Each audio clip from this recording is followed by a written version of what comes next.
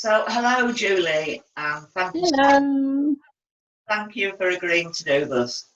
I know neither of us are in our comfort zone, but we're hoping to spread the word about how important carers are. Um, Yeah. so, if we just start off, just tell me a bit about yourself and your family and who you're caring for. Okay. So here's for Luke. He's now 24. He was diagnosed with a degenerative disease called Friedreich's ataxia at age 9.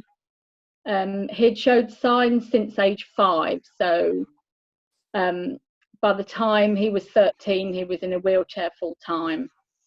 And then he's just deteriorated over the years. And he's 24 now, so probably at the worst he's ever been. Struggles now with his breathing, which is a new thing, all to do with his heart condition. And that is the ongoing issue, the heart problem that we have.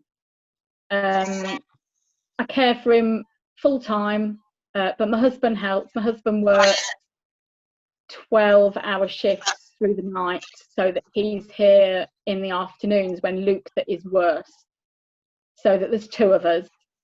And I do actually have care coming in, which started around about 18 months ago.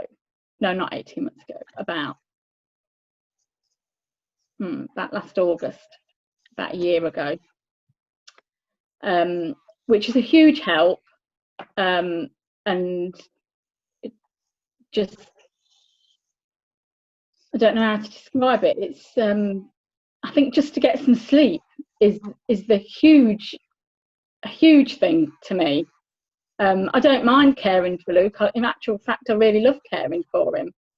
But it's been a big change in our lives as he's deteriorated over the years. Yeah. So you managed sort of without any help at all till he was about 19, is that right? Yeah, that's right. So I had my own business up until September 2015, when we'd been on holiday and Luke ended up in hospital for 3 weeks. Came home with a pacemaker, and that was, I guess, the final straw for me. I wanted to care for him myself. At that time, Luke had a PA, but wasn't really working out for us. I just felt it was the right time to just care for him myself, because I knew exactly what he needed. I knew that I could provide that. I didn't realise the impact that giving up work would have on my life, though. Yeah. So, do you want to talk a little bit about that, how having to give up work affected you as a family? Yeah, I think over the years, it was 3 years until I was in contact with Carers Count, and I think the first year went relatively okay. Luke's generally at hospital monthly, and then there's all other appointments mixed in with that. So it was going quite well, but then I started to lose touch with my friends, my daughter. Okay. So you've got a daughter as well who lives in Bristol, did you say? Yeah, so Emily went to Bristol to university at age 18, and she's never lived with us in this house. So obviously that's 3.5 hours away. So contact with Emily is generally over Zoom. But she still has, she's still my sounding board. Yeah. So everything that I go through sits on Emily's shoulders, which I didn't realise until I contacted Carers Count, or the hospice to start with, which was in 2018. It wasn't until then that Emily opened up to me, and I found out that she had been having counselling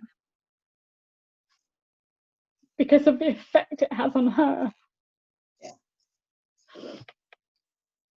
So it sounds as if she was very concerned about how difficult things were for you, and you were concerned that you were putting it on her, but you needed to be able to talk. Yeah, I needed that outlet. Yeah. And because I've lost touch with friends and my best friend is 2 hours away, again, we just speak on the phone.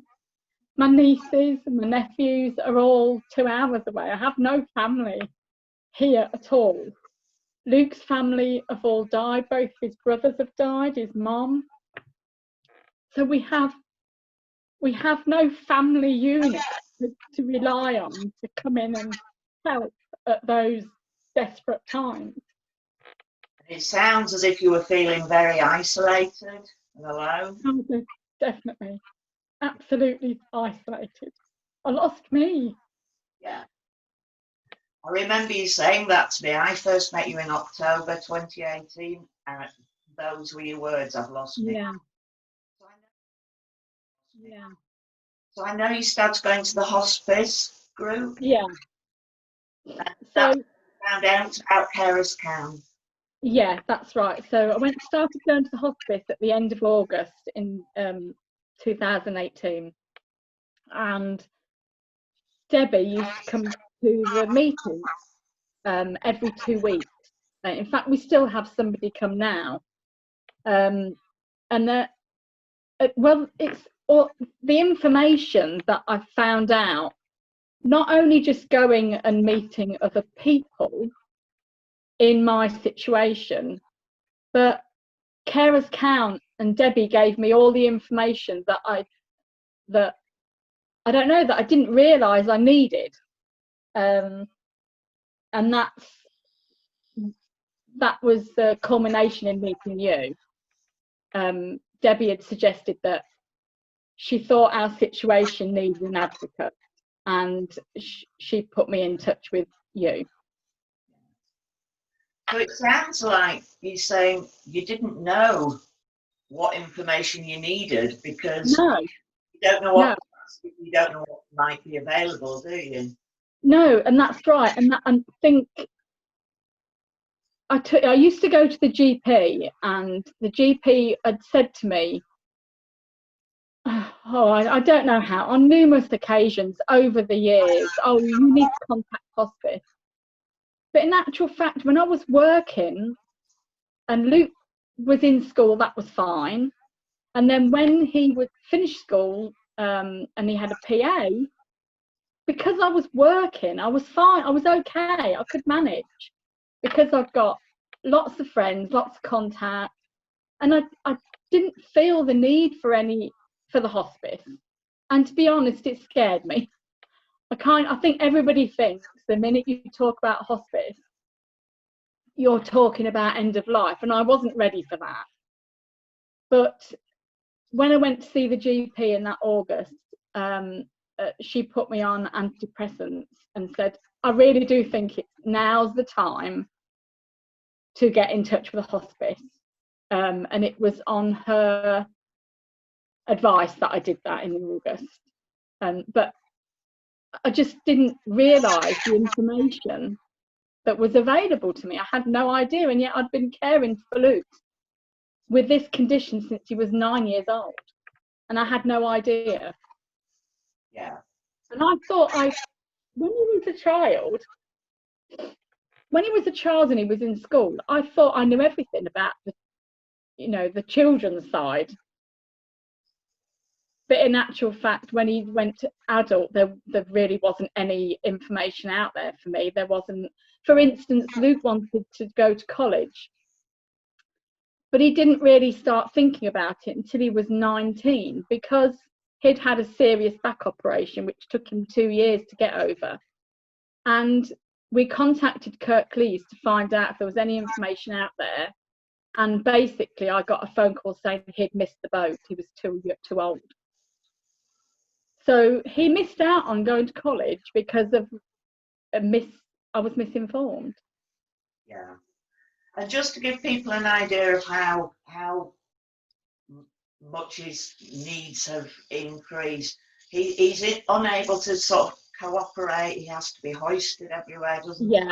Yeah, he does now. So I'm on my own with him, so I hoist him everywhere, from bed to the shower chair, a shower chair into the bathroom, back to bed, and then back then into his wheelchair.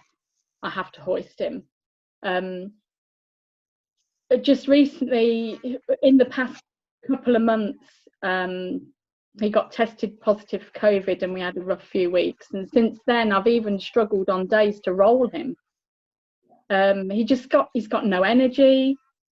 He'll pretty much have one day out, which will culminate in maybe 5 hours out of the house, and he spends 2 days in bed because he just physically can't cope with that. He needs more and more help with feeding. Have to the whole pee thing is quite funny, but you know, he chases his food around the plate because he can't physically pick it up himself. But the thing he loves is to go out to eat. So he generally picks things that he tends to be able to pick up in his fingers. But he can't dress himself. He can't shower himself. He has to have water in a bottle because he can't hold a glass. It will just slip straight through his hands. He needs help with everything. But if you talk to him, you'd have no idea of that. His speech is a little more slurred over the past 6 months, I would say, than it has been. He does get breathing problems when he talks. He starts to dribble a little bit these days, generally because his airways are starting to block, which is what FA does. FA squeezes your muscles and your nerves until there's no airway left. So we're dealing with that at the moment, but you know, we cope. So I first met you in October 2018, and you were at crisis point because the only help you had was very, very little, wasn't it? Yeah, I had 8 hours, which was 8 hours a week, which I used to use. We're helping somebody out in their cafe, so I used 4 hours for that a week. But that didn't last very long because she couldn't really afford me. It was I just wanted something to do, really. So that was respite that we had, and we used to generally use that as a night off, and Luke would go to somebody privately, and he would spend the night there, and we would get the night off. We were quite fortunate in knowing somebody that was a full-time carer to his disabled brother, so his house was set up with a wet room and with a downstairs bedroom, so we were quite fortunate in that. But yeah, we had 8 hours a week, or we used it as a respite on a weekend. And what difference did it make once you'd been put in touch with Carers Count, you'd found out an awful lot more information, and I know Debbie, who used to work for us, was the one who referred you for advocacy. Yeah. What difference did it make once I became involved? I think just sharing all the problems, and I think because you'd seen it in numerous other families, and I had until going to the hospice, I hadn't met other carers in my situation, and just for somebody to sit there and say, I've seen this before, I know where you're coming from, just that in itself is a huge help, because you all of a sudden feel, I'm not alone in this. And I think that's what was so big about me going to the hospice, was that I didn't feel so alone anymore. And just learning, we always used to say every week, Roy and myself, we'd always look at each other and say, learned something new again this week. And every week that was exactly what it was like. You would learn something new. And I think meeting you and your experience and just talking to you and getting advice from you from your experience was huge in just understanding that I wasn't the only person out there that was going through this, that there was loads of us. Yeah. And so we contacted social services, didn't we? And Yeah. I mean, you were at breaking point, and Yeah. And although it's taken a long time Yeah. to get finally a care package, Yeah. and also you had a carer assessment which had an excellent result, didn't you? Yeah. You want to talk Yeah. about different, once you realised you were going to get all this help. Oh God, it's life changing. It's absolutely life changing to have the care I've got now. To have somebody come in the house for 2 nights a week is enormous. It's huge for me. I sleep. It took me a long time to that. I would lay awake on the nights that I didn't have the baby monitor on, and I think it was just because it was quiet. So if now I'm used to it, and when I know Chris is coming tonight, and I just get so excited because I'm like, oh my God, he's coming tonight. I get time off. I can actually, like tonight, I'm going to be painting my toenails because it's something I don't get to do very often. I can have a leisurely shower and wash and blow dry my hair because I don't get time to do that on a regular day. And to have him there in the mornings, that I can get up leisurely, mess about and tidy up and put the ironing away. I do all this ironing and then it sits on a chair upstairs and it never gets put away. Because I don't ever, once I get downstairs, I never get time to go back up. Luke needs so much care. Every 15 minutes he's with me for toilet or a drink or a snack or just anything, and you just don't get 15 minutes to sit and drink a cup of tea. I nuke my yes, and then Luke has a care package of his own. He gets 12 hours a week, which he tends to use on his archery. But he also, on rainy days, they'll go to the movies and have a meal out. And sometimes they just come home and they spend the time watching a movie at home or playing on PlayStation. And I'll go out. Actually, on Thursday, when the hospice was open, that would be my time to go to my carers group. And they stayed at home for that morning, and I used that to go to the hospice. And then I used to do my food shop afterwards. Yeah. Which you wouldn't believe, just not having time to do a food shop is ridiculous, but that's just how it was. So yeah, it's been life changing.